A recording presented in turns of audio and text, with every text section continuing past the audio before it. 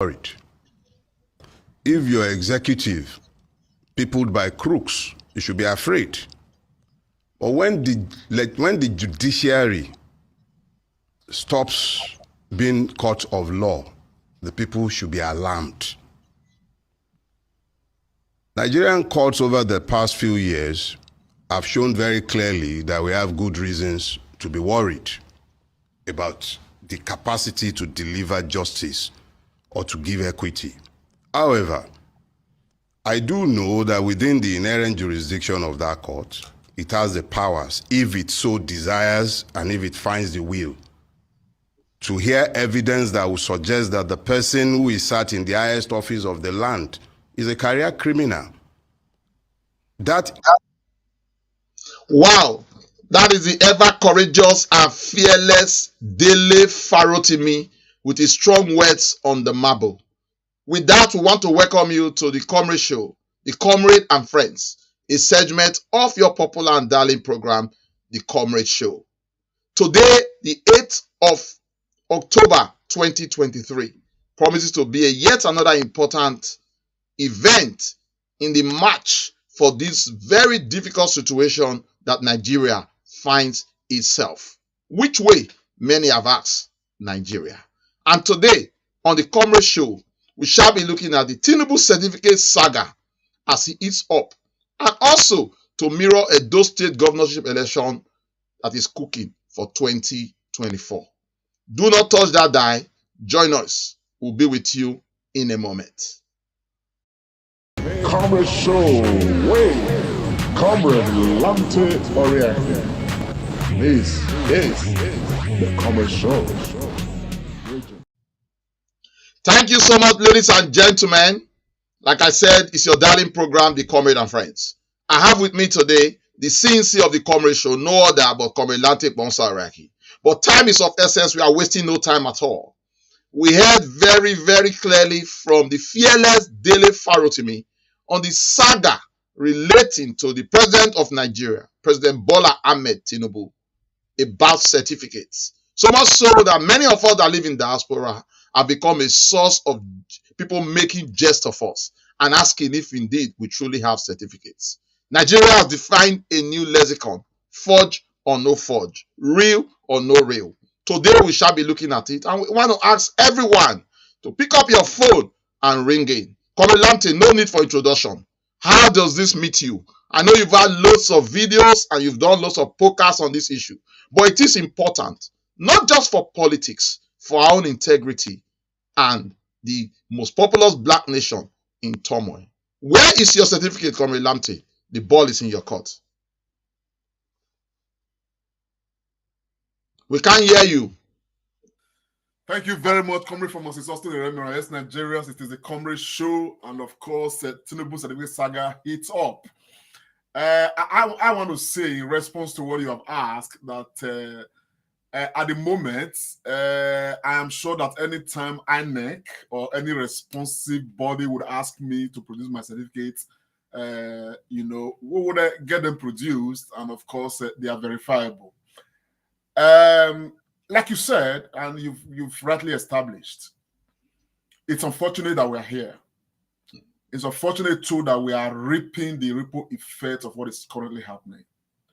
I just got some news earlier today that globally, Nigerians all over the world right now are being seriously astray because of this issue. People are being demanded to produce their certificates, particularly where they are working with their certificates and all of that. We are now subject of huge suspicion because of this. And so there's a very strong national embarrassment that is taking place, all around the world, wherever Nigerians are. And it is not unconnected to what is currently happening. And this is where it is a monumental issue that we really need to deal with as a nation, if not for anything, for posterity's sake. Dele Farotimi, rightly situated the issue, casting serious aspersions at our judiciary and all of that. And there is no way we are going to blame Dele Farotimi for what he's saying. We're going to hear more from him in the course of this, broadcast.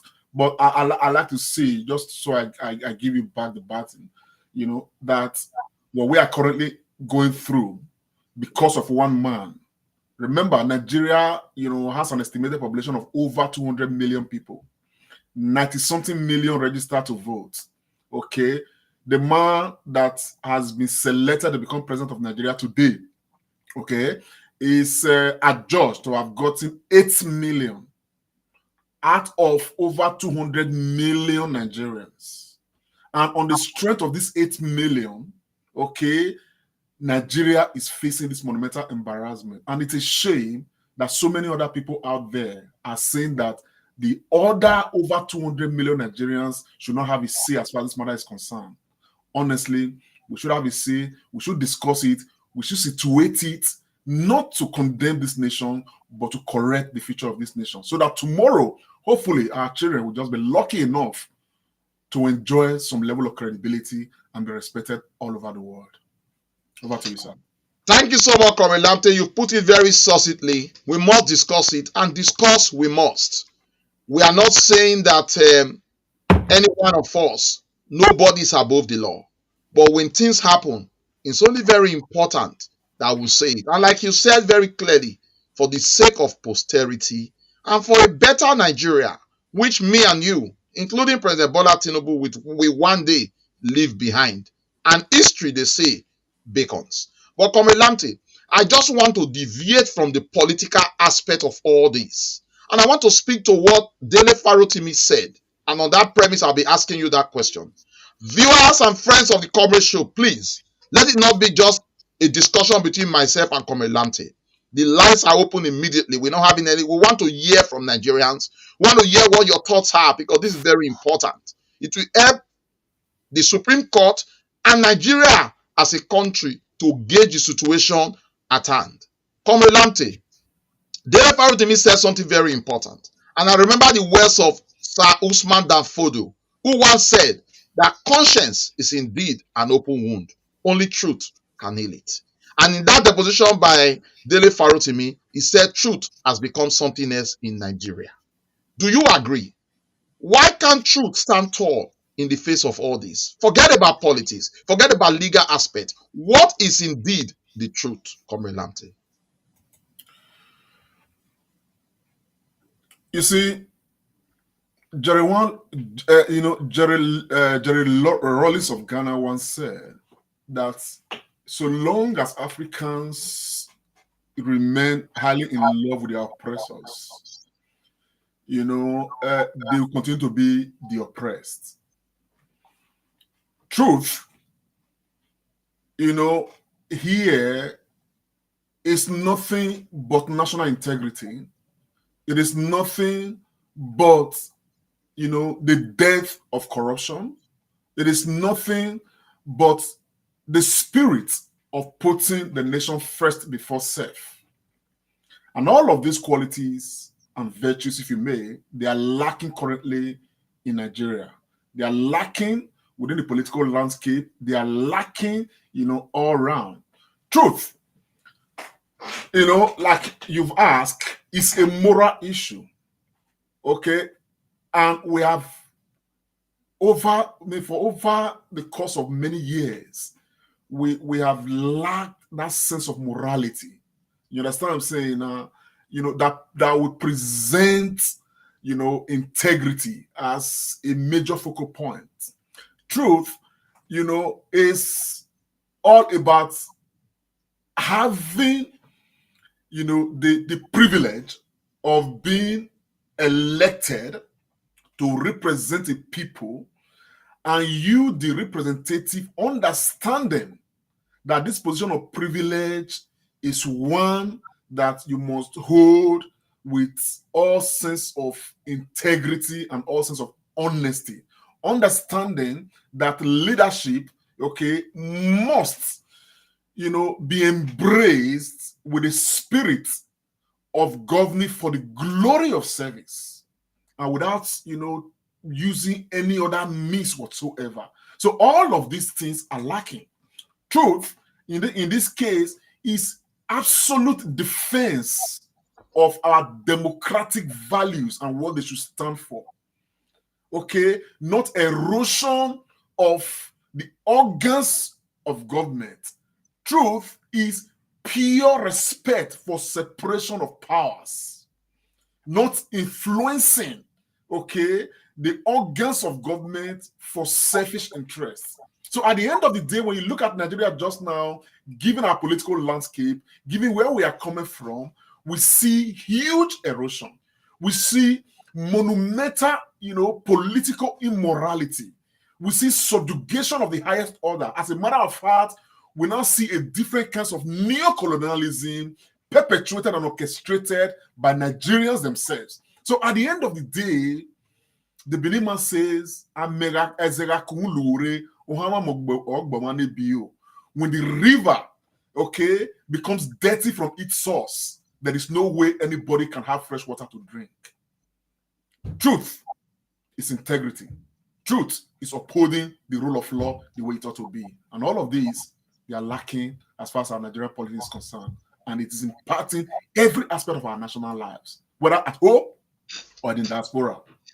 This is what this is about. Thank you so much, Comrade Lamte. I remember what Professor Patu Tomi once said, that truth and integrity are intertwined. It is what you do when you are alone. You just come out of the bathroom, you and your nakedness, and before the mirror. Whatever you can do then is true integrity, because there is nobody looking at you at that particular time. We've talked so much on politics. I'm going to use the next few minutes, Comrade Lamte, if you give me the permission. I want us to dwell on this truth. I am saying this because things are beginning to happen. I remember growing up, it is said that it's only your friends, your close friends, that can tell you the truth, even behind closed door. Not coming out to berate you, but they tell you behind closed door and they compare you to do the needful. Nigeria as a country has two major religions, Christianity and Islam. And for those that also believe in other gods. And in all this, there is a central focal point that everybody must do good and speak the truth.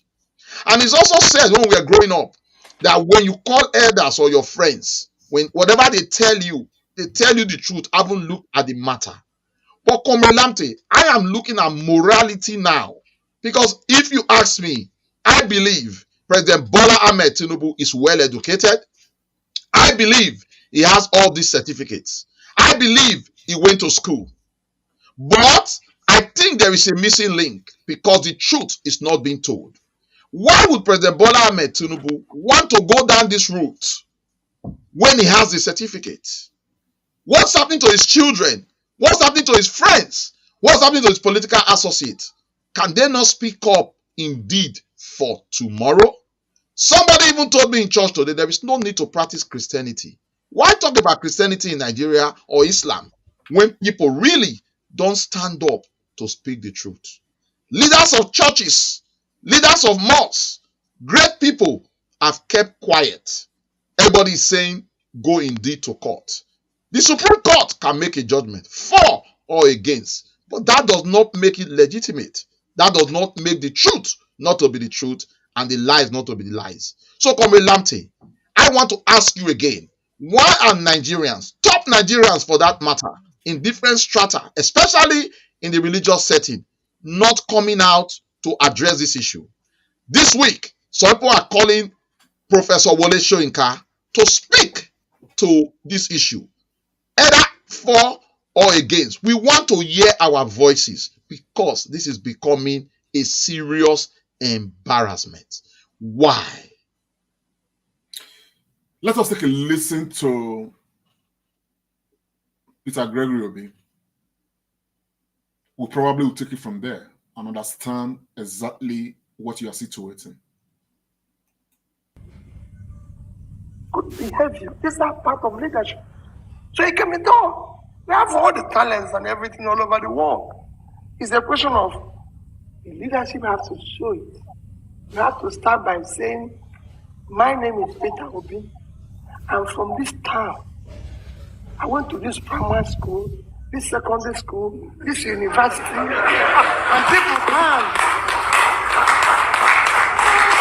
This is a very, the important. You know, when Chika was saying my CV, he said Harvard. I said, no, Chika, I did a program in Harvard. I'm an alumnus of Oxford and Cambridge. It can go and be verified. Verified. I don't need to put injunction for you not to see it. Go and tell them in Nsukka whether they'll give you my transcript. These are things we must. And we must do it and say, this is who we are. Because that's what makes us. Nobody said you must be anything. No. We have had leaders all over the world that didn't go to school. Just say, this is who I am. These are my parents. These are my students. You know? So we will do that. Apparently, what Peter Obi has established is exactly what you want to respond for. Okay?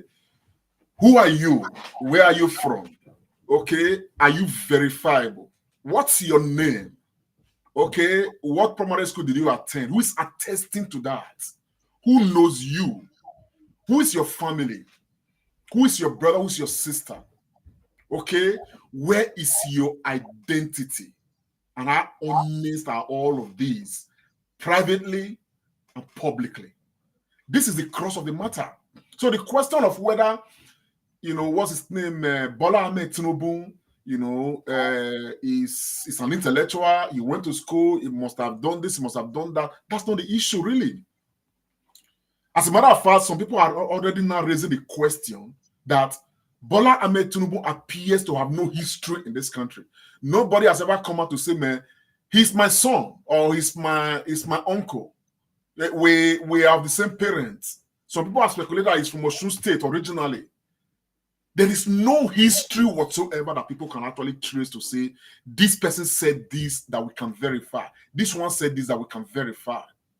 So at the end of the day, when you have this backlog of issues, you understand what I'm saying now? Which, I mean, with all due respect, it's not just starting with this election. Remember, you know, late Gani Fawemi was one man from, you know, the early days who started raising questions about Bola Ahmed Tinubu, who, as a matter of fact, started accusing Bola Ahmed Tinubu of all of these things that is being accused of today, who raised all of those issues that are being, you know, doubled on today and all of that. And there were nobody responded to that man at the time. There are even legal issues instituted by Chief Gani Fawemi against Bola Ahmed Tinubu, challenging the legality of Bola Ahmed Tinubu to even contest Lagos State governorship election. Today, the affidavit that Bola Ahmed Tinubu swore to the electoral umpire to run for governorship in Lagos State is out, and it totally contravenes, you know, what he submitted to current INEC. So at the end of the day, Nigerians have right to question, you know, what is really happening. Now, if you may not know, you understand what I'm saying now, Bola Ahmed Tinubu's Wikipedia has just been updated within the last 24, 48 hours. Okay? It used to be Bola Ahmed Tinubu. Now, Ademola have not been added to it because the Bola A Tinubu that is in this Chicago matter, you understand what I'm saying now? Nobody knows what A is. So people say it's, you know, Ahmed. Some say it's Ademola. So to cover all of these loopholes, it's been edited now. So at the end of the day, who does all of these? People are just asking questions to get things right. Again, people just want the Constitution of Nigeria to be respected. The Constitution cannot say A, and people are doing B, and that becomes normalized. And that's another problem with this country that we call our own Nigeria, where illegalities become legal, where we normalize things that, you know, ordinarily are absurd when it comes to other clients. So all of these things, you know, that we are going through right now, I believe very strongly it's a long road that we must travel. You understand what I'm saying now? That at the end of the day, hopefully, some people are listening enough and they are taking it notes enough. So at the end of the day, we may just come out of it as better people, or we may just be consumed by it. It's one of, you know, it's one of the two sides of a coin that we must evolve from. But that the matter should be discussed, it has to be discussed. And for the people who are trying to, short people talking about it, whether in a positive sense or in a negative sense or whatever sense is being talked about, people should just try and be calm. Because at the end of the day, this thing is itching everybody differently. And people must be allowed to scratch where it itches them. That's where hopefully we will evolve from this, hopefully stronger. But at the moment, we are nationally embarrassed. There's a huge national embarrassment taking place right now. And we just need to find a way to evolve from this, correct whatever is, you understand what I'm saying, now that's taking place right now. And hopefully give birth to a better nation. Thank you so much, Comrade Lamte. Friends and viewers of the Comrade Show, if you are watching us, today's program is going to be very, very, very sweet. We want you to put your mouth in it. Pick up your phone, ring in, let us know your thoughts about this very important certificate saga of our own president, the president of the largest black nation on earth.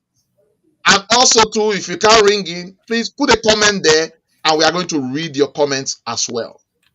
I must tell, I am really disturbed today because I am a Christian myself and I happen to be a Catholic. But I want to warn all our Christian leaders in Nigeria. If this remains where truth is now raped and no longer talked about, I want to promise you that your churches will start beginning to dwindle. Because this political issue is opening the eyes of so many Nigerians to see the truth. And if you are a religious leader and you think it will be wrong or inappropriate or you lack fear to speak on this issue, I want to tell you, in few months to come, you will be surprised that your church will begin to start losing people because Nigerians are becoming very wiser. But Comrade Lamte, before we go to other political and legal issues on this, I want to say, I don't know what your thoughts are, but I think Nigeria as a country has failed itself. You once mentioned, when we were talking of Governor Godwin Obaseki, and you suggested that it would be good for us to have data. Don't you think our country has failed itself? That when people are born, their data, their records are not recorded and coded. So much so that we make it easier for different things to happen. I must inform us that this is not only Tinubu. There are so many Nigerians, especially in government, who have this problem with age, with certificates, with everything, especially in civil service. Don't you think our country, Nigeria, has failed us by not keeping data? And do you think henceforth data recognition from birth should be a thing that we should start to practice? I honestly think that when you say our country has failed us, who is our country? I think we start from there. I did ask a question once. A lot of people have said you have a call. Let's take the call, please. Hello. Please, can you tune down your device and just okay? I think we've lost. So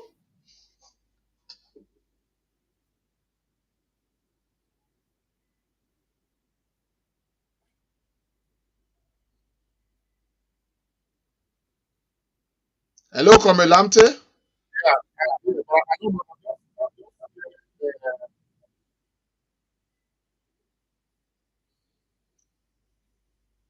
Honestly, no. Just a second. Comrade Lamte, Can you hear me? I can hear you, Yeah. but we've lost you again. I don't seem to be hearing myself. Yeah, we can't hear you very well. Ladies and gentlemen, we are trying to create a link for Comrade Lamte. We are having a problem with his voice. We can't hear him very well. But in the course of this program, I was just asking him a question that don't we think that Nigeria itself has failed itself, that all of us as a people and as a nation not having database captured upon our birth It's also one of the many reasons why this is happening across Africa and especially in Nigeria. I was also trying to make a point to say that Bola Ahmed Tinubu is caught in the web now, but there are so many Nigerians who are also part and parcel of this, especially within our civil service, because from birth we don't capture data and keep them. I think, in my view, that going forward, Nigeria should start doing this. For people that are born in the United States and the UK and other Western country, upon birth, you are recorded. So you don't come tomorrow to say that this is your age, this is not your age. So I think that is a very big issue that we need to look out for and probably have a lesson for going forward. If this certificate saga has not taught us anything, I think the issue of not having data upon registration should be something very, very important. And I think the National House of Assembly, I mean the Senate and the House of Rep, and indeed the House of Assemblies of other states should take cognizance of, so that we don't have this happen again, because it is a monumental embarrassment. Comrade Lamte, are you back? Well, we are still waiting for Comrade Lamte to join us. The issue today on Comrade Show is still on the Tinubu certificate saga as it eats up. And at some point, we are going to look at the governorship elections happening in Edo State 2024. Let me take a few comments while I wait for Comrade Lamte to join us back. Fred Asemota says it is an aberration to see many senior advocates of Nigeria are defending Tinubu in the light of all the recent discoveries. Thank you so much, Fred Asemota, for your comment. Well, I think it's this political season for them. They are trying to make as much money as possible. But where you put money and finance first, the country suffers. The integrity of our country is at stake at this moment. Thank you so much, Fred Asemota, for your comment. Mayor Isaac, he said it's only a foolish person will support Tinubu on this one. Idiot everywhere. The certificate Tinubu submitted is not from our CSU. It's not from our CSU said. So Tinubu is a father of forgery. That's a comment from Amayo Isaac. And from Asoro Alien is saying that I truly do not understand this saga. The school he graduated from clearly said under oath that the certificate is not from them. Simple, which means categorically that the certificate is a forged document. Well, thank you so much for your comment. I'm still going to read more comments. The lines are open.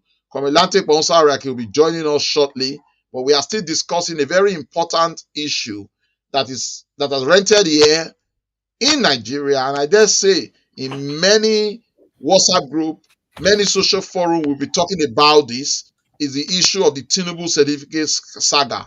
I can see that Comrade Lamte is back. Comrade Lamte, are you back? Yes, I am. I apologize. I don't know what is happening. It looks like that call that came just now. I don't know what that call did. As soon as that call went off, I don't know what happened. My audio went with it, and no problem. It's good that you are back. Just before I give you the mic, I want to read a few more comments. Benny Hills Davis is saying that in a sane society, Tinubu would have simply thrown in the towel. But you agree with me that our country at the moment appears not to be sane. And then Obiajara Zubai is saying it is well. I really feel bad for him and his own generation to come. How and they are going to bear the shame and old Nigeria too. These are all comments from Nigerians. Thank you so much for all your comments. Lamte, you were trying to make a point. I was asking about data capture and as Nigeria not failed itself. So I don't know if you can get your thoughts back quickly. Yeah, you are right, my brother. You know, the thing is, I think we need to go back, to the time of our founding fathers. Because oftentimes people have recently referred to our founding fathers. And I've asked one question, because I have read the political history of Nigeria, through the nationalist period and all of that, even before the amalgamation of Nigeria and how Nigeria was, even before Nigeria was born, as a state, and all of that. And the question I've asked, looking through our history, our nationalist period, down to where we had our independence, where we had, the First Republic, through all the crises we've had, the first military coup, the second one, of course, the Civil War, and all through that. And the question I'm asking is, because I have not seen. Because people have often made reference to our founding fathers. And the question I've asked is, did our founding fathers truly, desire to leave a better Nigeria for us? Because at the end of the day, what is happening now is only just happening in a different scale. But it's beyond, even before we had our independence. This country was born, on so much mistrust, was born on a lot of differences. It was it's like a marriage of strange bedfellows, even before we had our independence. And so when we had our independence, this country was naturally born, along the lines of tribalism, ethnicity, along the lines of all those kind of things that will not engender, a proper nation and all of that. And suffice to state that even when we had somebody like Tafawa Balewa became Prime Minister of Nigeria at the time and all of that, and before the first military coup of 1966 and all of that, there was massive corruption, there was massive tribalism, there was massive nepotism. The cry that we are crying today very loudly was cried even then. So the issue is it Nigeria that has failed herself from beginning? Or is it the people who make up this Nigeria, you understand now, that we can call Nigeria, that have failed? I think that our failure honestly began with, our interactions with the British community. The marriage of this nation in itself was a foundation of failure. And that is why when people are advocating right now that we need to have that national discourse to reset all of this barometer, you understand what I'm saying now? I think that becomes very right. Of a truth, what you have said, as it's applicable to other claims, is that it is essential that a state like Nigeria should have proper records from birth. This is not going to be provided for by some illusion. It has to be provided for by the people that we have empowered to govern the state, people that we have entrusted with our patrimony to manage our resources, for the good use, of the state. These are the people that must envision, you understand what I'm saying, and give, birth to that practicality for us to have, our nation well, documented by way of data and all of that. So that some of these things will naturally be sorted. You understand what I'm saying? Along the line, there is no need even, going to one foreign, judiciary to come and, give some rights so that this and that and that. Naturally, some of this will just be there, So I thought that in the first, was it the time of Buhari? I don't know, when we had this Ghana must go and all of that. I thought that it was one time that Nigeria needed to have looked at the issue of having a proper national database that must start from when a Nigerian is born. You understand what I'm saying? Probably end with when a Nigerian dies. We may not even have to even be spending huge sum of money for census. You understand? Which at the end of the day is fraught with so much corruption. You understand what I'm saying? You go to some place and they have made the whole thing so bastardized that even as somebody who is a governor or as a local government chairman or whatever it is, you don't even know the statistics of your people. You don't even know the demography. You don't even know how many teens you have, how many adults you have, how many. So all of these things we need to have had them, but they are not going to come from the blues. You understand what I'm saying? They must come from proper leadership, and proper leadership must be born. You understand what I'm saying? By all of us agreeing that this is what we want for ourselves. So I honestly think that we need to have a proper national discourse and reset our national relationship as a people. Because if we don't do that, this issue, if you look at this issue right now, without due respect to the Yorubas, okay, their approach to this matter, because it's a Yoruba person that is president, is different from others. If it was to be an Igbo person was there, it's probably going to be the same thing. But when Buhari was there, the Hausa people or the Fulanis, you know what I'm saying now? They don't want to enter any discourse that will,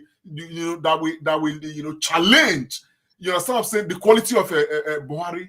So the issue of nepotism is a huge bane. The issue of religiosity is a huge bane. And all of these things, we need to reset all of them by having a proper national discourse. If we don't have that, it's going to take a special grace for us to have somebody who will actually govern for the glory of service. Thank you so much, Comrade Lampton. A national reset of our mindset, of our leadership, of our education, of our healthcare, of everything in Nigeria is very imminent. And I hope and pray that as this saga unfolds and we get to the finishing line, one of the takeaways for a new Nigeria will be a national reset. Comrade Lampton, as we round up on this, let's go back now to the very important issue just to wrap this off. We have no other way of resolving this. Elections are better when the people go out to vote and the votes are counted and you know who wins. But me and you know where we are now. We are now going to depend just on about 5 to 7 people to make up their mind finally, before we finally nail the coffee. And on that note, it becomes very subjective. It becomes a lot of legal issues here and there.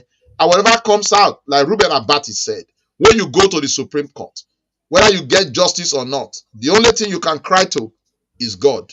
And when you cry to God, of course, nobody can cry to God except you are dead. So the Supreme Court is the final arbiter on these whole issues. We've listened to lots of senior advocates of Nigeria, legal luminaries, and even lawyers that are opinion molders. Everybody seems to differ on this because the truth you see is not the truth that goes indeed to court, because court will always want to back everything you say with evidence. There are evidence abound. Many people have asked, will it be tendered? Will they accept it? There's so many things. We can't really say which way it will go. But if you remember the case of Imo State, somebody will tell you, like Dere Fadro to me, that we know where we are going indeed. Before this matter becomes subject, it's only important for us to talk about it. So I just want you to put your mouth on this issue. What do you think will be the fallout from the Supreme Court, if there is anything indeed to go by? Any ray of hope for you? I don't know where you stand, but do you think truth will come to fore? Remember, truth is not legality. To be honest with you, I must be very, very frank with you on this. I am more worried about, I'm more concerned about the Supreme Court's correction of the very huge anomaly that was set by the appeal court in the previous judgment. I think that the appeal court in the first judgment made, with all due respect, huge blunders. And if the Supreme Court will not correct, you have a call. Yeah, let's take the call. Okay. Hello. Yeah, can you hear me? Please, can you tune down your set, please, and talk to us clearly, please? What's the name of the caller? Yeah, we can hear you. What's your name? Where are you calling from? My name is Benny here, and I'm calling from Manchester, the UK. Go ahead, sir. We can hear you. Yeah, I want to contribute to the ongoing conversation you guys having there about Tinubu, the president of Nigeria. You see, my take is very clear. But what Tinubu has done has come to the open now. Everyone knows the truth of the matter now, except those people who are supporting him, like the APC people. It is clear that the man actually forged his certificate. This is already a known fact by everybody who wants to actually face the truth. Now, what has happened in the case of Tinubu is that Tinubu actually went to that Chicago school, university. However, Tinubu went into that school with someone else's result, with someone else's credentials. These things are still possible up till as I speak with you. Here in the UK, as we speak now, I still know quite a few people who got into school with someone else's credentials. So these things are possible up to tomorrow. The schools here don't actually take time to go the extra mile to verify those credentials from, Nigeria or any other country, just to know if those credentials are actually real or not. So eventually they give you admission based on what you actually provided, to them. And eventually you will graduate from that school. That's what happened in the case of Tinubu. Tinubu actually got into that school, but with someone else's document. And he graduated. That's why he didn't have the guts to go back there to ask for his certificate, because he knew that by going back to that school to ask for a certificate, that will raise eyebrow, that will make maybe raise other issues up. And because he was worried about going back there, he decided to do what he did, which is forging the certificate. So what he did is a clear case of forgery. And we're all waiting for the Supreme Court, even though we know that the judiciary in Nigeria is sold out already. But let's just give them the benefit of that. I hope that they will do the needful. But we're not expecting much miracle from there anyway. But what is important here, if you ask me, the Nigerian people must take their destiny in their hands now. Because it is clear that the judiciary in Nigeria has failed and will continue to fail. So let us just be patient and wait for what will come out of the judiciary, and then we'll take up the matter from there. Tinubu must go. The man, first of all, did not win any election. He actually, muzzled his way to that position. He knew he didn't win the election, and so, and he has done the worst now by actually forging his result, and by INEC regulation and Nigeria Constitution, anyone who submitted a fake certificate to INEC is automatically disqualified. So let's see how they come up with that at the Supreme Court. Thank you very much, guys. Thank you. Thank you so much. Thank you so much, Ben from Manchester. I think you were very clear in your deposition, and I think you are speaking the minds of so many Nigerians. Comrade Lamte, I think Ben took the sail out of your ship. He has indirectly, in a way, answered your question. I also think that this is also going to be a problem for those of us in diaspora and for future people coming from Nigeria wanting to study. I want to tell you, many universities across the globe in diaspora will begin to react differently to Nigerians that are coming to study. I'm very sure of that. But you can just land on your point, Comrade Lamte, while we go to the next topic. Well, I mean, people are speculating, differently. You understand? Some agree that Tinubu did go to that school. Some I am not really interested in any of those histories. Some even want to say the person who attended that school is a female, the person who graduated is a male. I'm not interested in that. I think what I'm interested in. You were going to make a point on the Supreme Court. Yes, yeah, I'm coming to that really, which is actually, the really cocoa in this matter is that the certificate Tinubu, submitted, according to very strong sources, it had been rejected by the registrar of the CSU to say they did not issue that particular document to Tinubu. Yes, there's a Bola A. Tinubu who attended CSU and graduated with a diploma, but the paper that was given to that, Bola Tinubu is not the one this our current Tinubu submitted to INEC, and that is where the crux of the matter really is. I mean, the registrar swore to oath on this. You understand what I'm saying? As is being, seriously speculated which document Atiku Abubakar has. Now, on the issue of Supreme Court judgment, like he said, I'm not expecting much, but I am hoping that Supreme Court judgment will look at other issues that judgment came out from at the level of the appeal court. You understand what I'm saying? Now, there's the issue of Abuja, and the 25% in 24 states and Abuja. That matter needs to be corrected. There's the issue of fraud against Bola Ahmed Tinubu, you understand, which the court gave judgment on. There's the issue of Bola Ahmed Tinubu holding a Guinean nationality. You understand the picture from what I'm saying now? Which the what's it called? The appeal court just wiped aside like with just a sentence, like it didn't matter. On the issue of Bola Ahmed Tinubu forfeiting over 400,000 to some fraud in America, the judgment that came out of it, it's a legality to fraud in the country, that you can be fraudulent and yet you still hold executive powers and be elected into office. I'm hoping that the appeal court will look at the Supreme Court will look at all of that and give judgment that will correct some of those anomalies. Most of all, the monumental aberration by INEC. INEC set the guidelines for us. They told Nigerians in their dreams, in their workplaces, they told them while they were driving, they told them while they were at home, they told them everywhere that this election was going to be free, fair, and credible. They told them that the electorate will go to their polling units, they will cast their ballots, You understand? The thing will be counted right there, transmitted by way of beavers, and that Nigerians will see real time how the results are trickling in from all over the country. That even before INEC declare results, you understand what I'm saying now? People would have known who won the election. And INEC failed in all of these.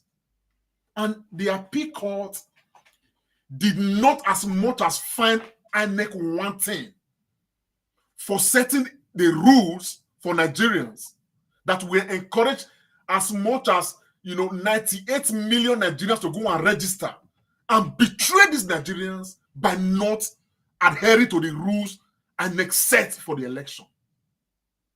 The appeal court did not as much as smack INEC at all, only to let us know that yes, INEC can set a particular rule and they can decide to use a different rule. It doesn't matter.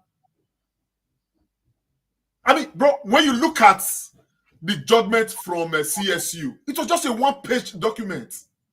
I am sure that if that judgment was coming from a Nigerian court, it probably would have taken up to 10 hours for them to deliver on that judgment because they have so much lies to tell and to defend. When you look at the case of the appeal court judgment, you understand what I'm saying now? In fact, there is no point in the judgment where INEC was faulted. There is no point in the judgment where Tinubu was faulted. As a matter of fact, the galaxy of evidences presented by Peter Obi that we saw, there was no reference to any of those things. So I am hoping that because of the future of this country, because what the appeal court did was to satisfy the current interest of Bola Ahmed Tinubu, they have not looked at what the life of the Nigerian nation will be after Bola Ahmed Tinubu. So because the Supreme Court is not just a court that will deliver judgment, but it's a court which judgment is policy, they need to look at all of those aberrations and help correct them for the future of this country. That, for me, is more troubling than Bola Ahmed Tinubu certificate, which will just go with Bola Ahmed Tinubu in no time. Whether he resigns now or he spends 4 years or he spends 8 years, we have a long future in this country. Hopefully, this country will still be alive as Nigeria for many, many more years.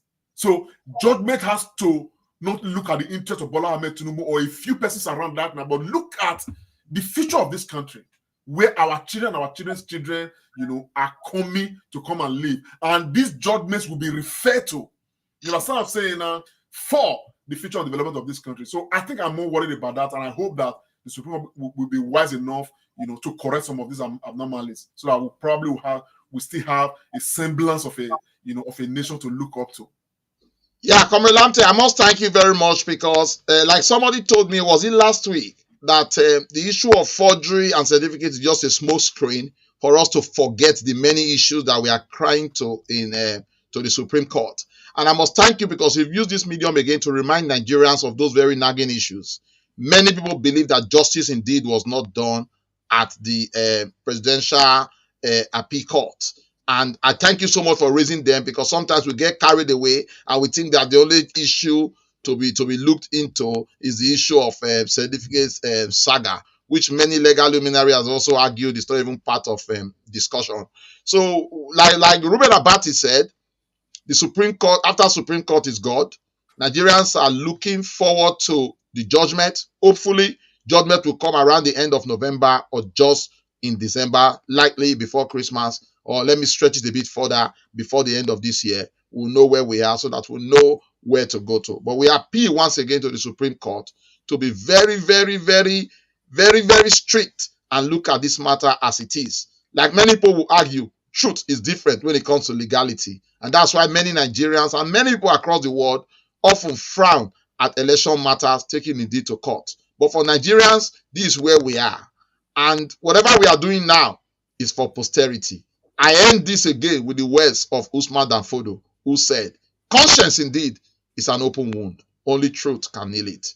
Can truth find a place in justice? Only time indeed will tell." Thank you so much, Comrade Lamte. We begin to round up. We have about 5 to 10 minutes to look at this very important issue. In Comrade Show, we pride ourselves as coming from Edo State, and oftentimes it's very important that we talk about Edo State. Edo State is in the news again for many things. Governor Godwin Obaseki is on his way out in less than maybe about a year. Governor Obaseki would have handed over power to the next governor November 2024. So Governor Godwin Obaseki has only 13 more months to be in office. We want him to do well because 13 more months is very important to set Edo State in the right place. But Komilante Kwabusaraki, the Labour Party, the PDP, the APC, and many other parties are drumming support, and we are yet to see candidates come out. Edo State 2024 election is going to be a very important one because all the big wigs will be coming. How do you see it? I know that there are so many people that are rooting for a place in Labour Party. There are speculations here and there that many of the candidates might come from Edo South, even though many people think that the next governor from Edo State should be a candidate from Edo Central. But Edo North is also seriously involved. We know of many names that have rented here. Only time indeed will tell. I know by February or March of 2024, all the governorship aspirants and candidates would have been known and the battle will be set. But suffice to say that a few people have declared their intention this week, and it's only important that we mention just but a few. Our own Dr. Loretta has also declared to run for governorship in Edo State under the auspices of the Labour Party. And we have, I think there is another person being touted as well. Some people have called him the governorship candidate. One, Igodalo is also a candidate, although he has not formally declared. And then the former NBA president, Barrister Olumide Osaigbovo Akpata, has also recently declared, and many other names that we've heard mentioned far and wide. Komilante, the drums are beating. Edo State 2024. Just shed more light as we begin to wrap up. Our own dear Edo State is going to witness a very, very sagacious campaign in 2024. Are you getting ready? Thank you very much. Clash of the Titans, I would say. Yeah. But I tell you, the Benin masses over Magaroti Arikanaba. Translated, when you have your own amongst the cherry fruits, you will not eat unripe fruits. I think it's interesting. What is evolving across the different political parties is quite interesting. Labour Party is really, really of interest, but I'm very concerned about Labour Party because of the division at the national level, and I hope that they're able to sort themselves out. I hear from Grapevine that they would try to sort themselves out before the end of November, because at the end of the day, having people declare themselves leaders. We have the Apata, what's it called? The Apapa Frashon and the Abure Frashon. I hope that they can harmonize and all about. Looking at the governorship election of Edo State, there are people who hold different positions. There are different speculations. The point you made where you say there are people rooting for ASA agenda, so to speak, and all of that. It's a very strong point. You understand? But there are equally people who are trying to say they want to leave it open. So there's a lot that's going to be coming up soon. The good thing about it is that INEC have released timetable for the 2024 governorship election, from the primaries to the campaigns to the election itself, declaration of results. The timetable is out. You understand? And my huge concern is that Professor Mahmood or Mahood, whatever his name is, the current national INEC chairman, I don't think he deserves to remain in that office. I honestly think that because of all of these issues that have trade the presidential election that he organized, in February of this year, I honestly think that he needs to be shown the way out. To be honest, I probably think that he needs to have a very huge, indictment for which he should go to court for, probably, be charged and prosecuted seriously, because I think he has committed a huge crime against this country, by not following the rules he set for the election, which is the bane, the major issue that we are all, struggling with right now, that has given birth to all of these issues that we are having right now. But for failing, you understand what I'm saying, to deliver on the promise he made to Nigerians as INEC chairman. So I honestly think that Professor Mahmoud, it should, yes. Yeah, it should be shown the way out. It's very important. So I question that he remains the national chairman of INEC to organize a Edo State election. I honestly think that should not be there. You understand? But having said that, like you have mentioned, I was having a chat with somebody earlier today, and I was asking who is running, and the person told me, for now, he will not see anything until people go through the process of picking their nomination forms. You understand what I'm saying? Everybody is just a noise maker. You understand? At the moment. So long as nobody has picked nomination forms, we may not be able to say X, Y, Z, as it were. You understand what I'm saying? And so there are so many names popping up here and there, cutting across the entire state, from Esan, land to Edo North to Edo South, and all of that. And for those who are making the argument that, Esan gender is alive and Esan person needs to become governor and every other thing, I'm surprised too that at the end of the day, I'm equally hearing that from some of the Esan names that are floating, others have come out to say they are not Esan enough. So a lot of issues here and there. And there are others who hold the position that, man, look, it doesn't matter. A proper Edo State person should become governor. It must be based on integrity. It must be based on that. It's not for us to make any judgment out. I've always known that, when push comes to shove, Edo State people will do what they have to do, and the best person, will be elected governor of Edo State. You understand the picture of what I'm saying? Having said that, I must acknowledge that my own sister, has thrown her heart into the ring as Dr. Loretta Ogboroko, and of course, you can see her there.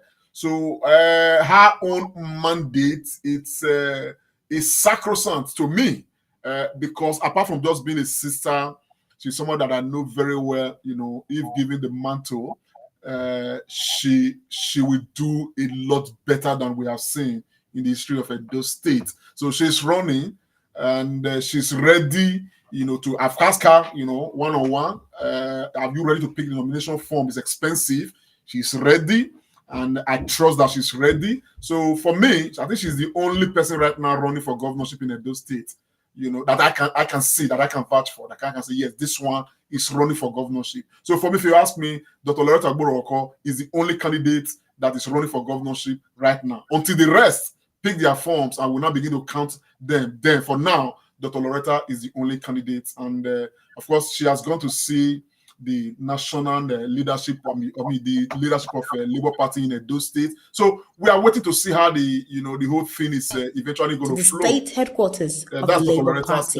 Yeah, the good Dr. Loretta Oduare Ogboro Oko formally announced her intention to contest for the position of the Edo State governor with the support of the Labour Party in the 2024 governorship elections of the state. The doctor was well received by the state's Labour Party leadership, who praised her boldness for taking up the challenge to run for governorship as a woman. The state exco, while stating that they cannot offer her their full support, as the primaries haven't yet decided who the party's flag bearer will be, advised her and her team on some guidelines as regards political contest in the state. They applauded her for coming to the state secretariat to formally identify herself with the party, and expressed optimism that if she works hard enough and getting the people to support her, she will get to the top.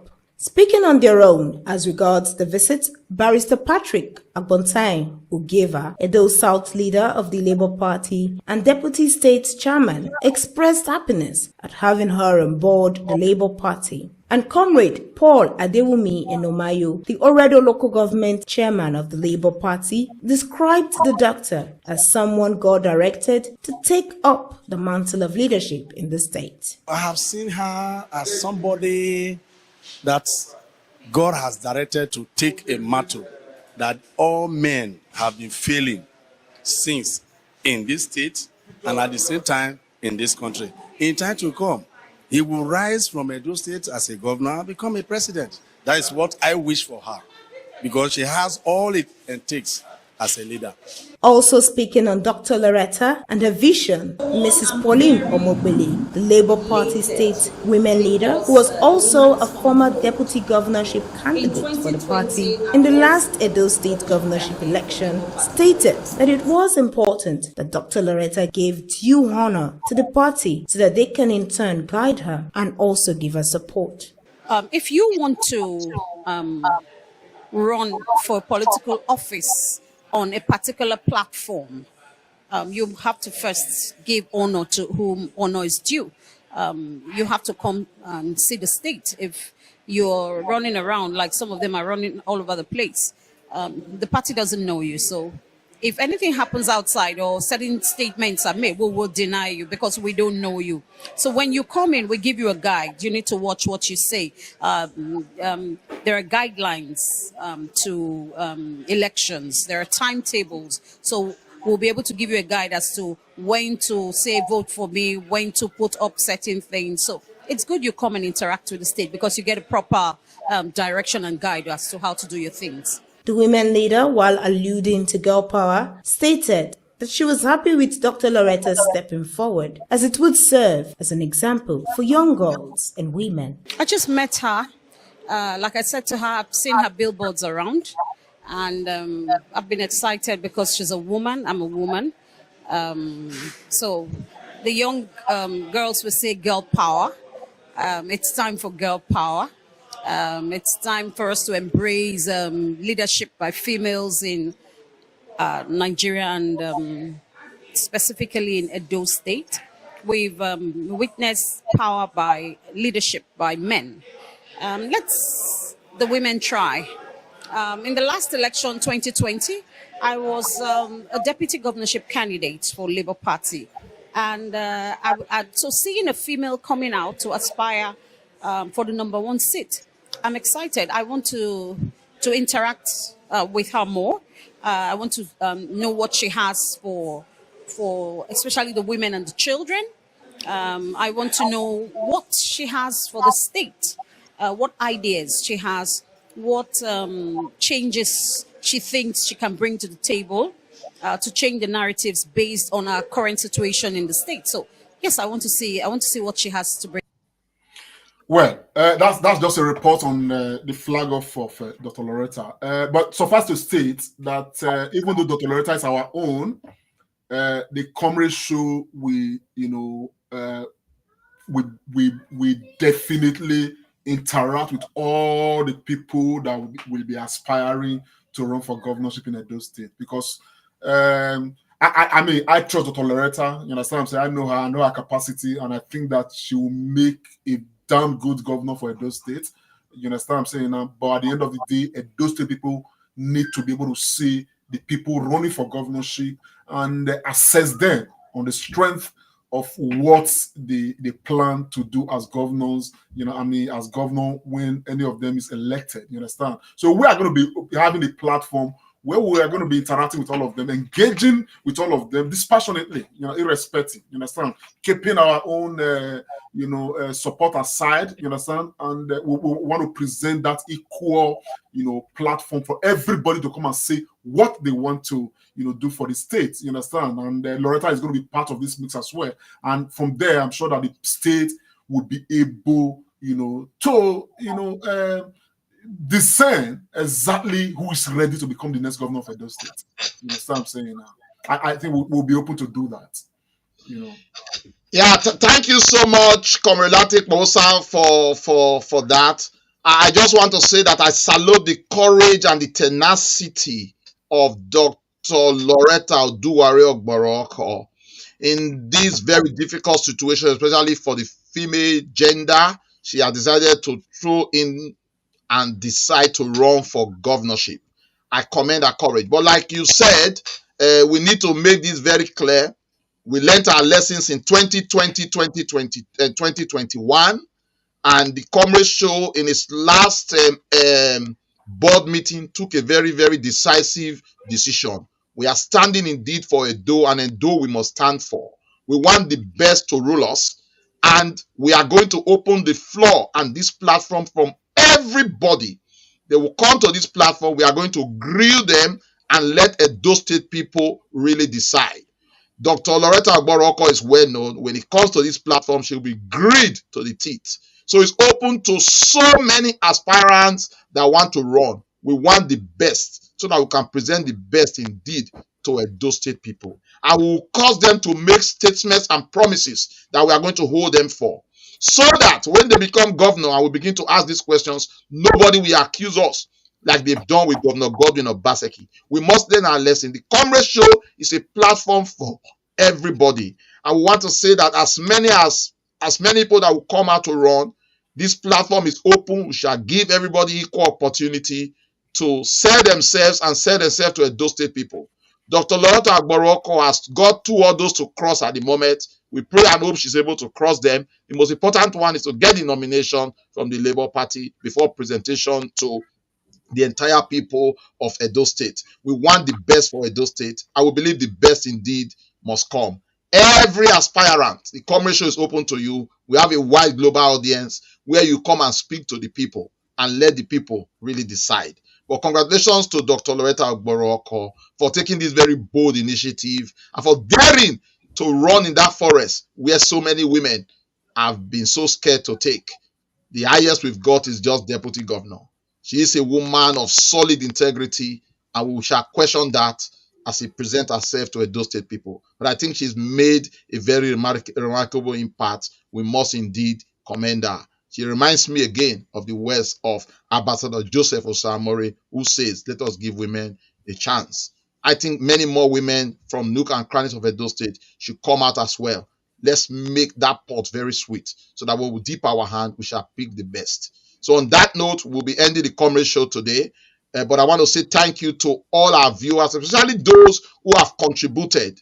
And I must especially thank Mr. Ben from the United Kingdom, Manchester to be precise. I think you ended the show very well for us. Your summation on the certificate saga was quite apt, and your conclusion indeed were worthy. Thank you so much for ringing in. Thank you so much for many people that have contributed. Some that I was able to read their comments. We are indeed very grateful.